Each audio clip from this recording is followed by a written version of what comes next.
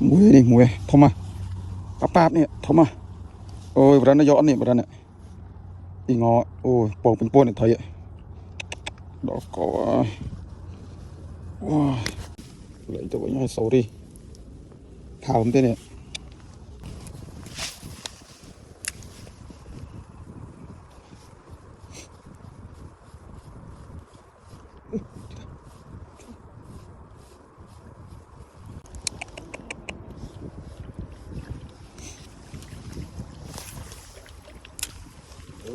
chạy tức đó co bắt trộm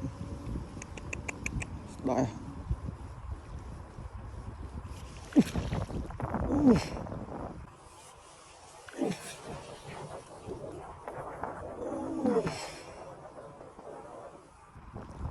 my god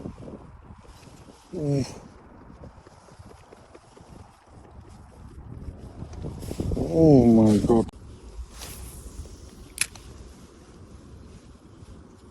ôi chúa còn phải xử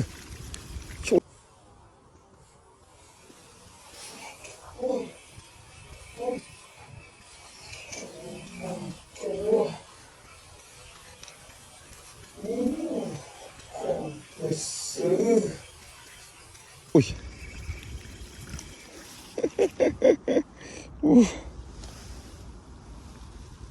còn phải xử em bạt bọn nó khăm đá này chào em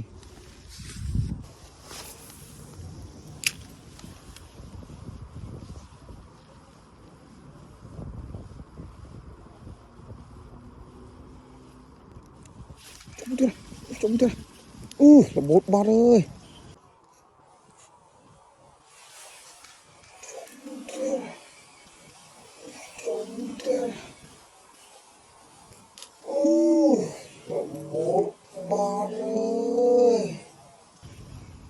chọc mà tận núi chó bay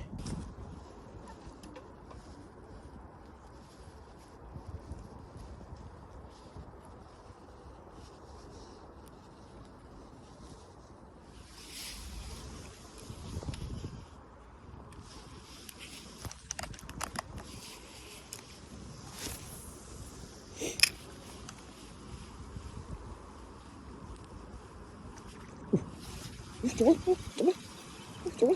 là bột tiết này là bột tiết này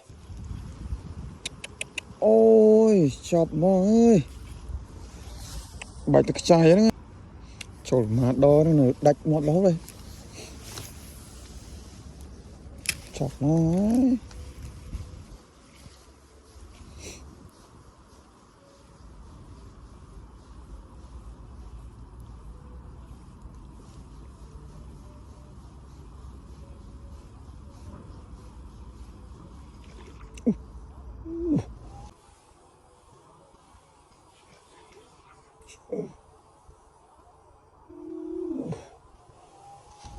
My God, ôi sexy lady.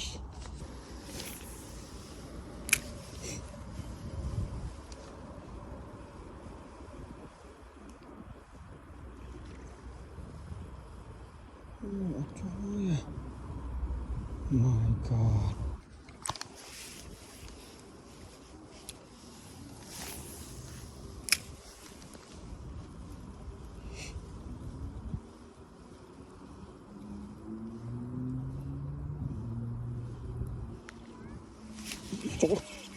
Wow. Trời. Trời.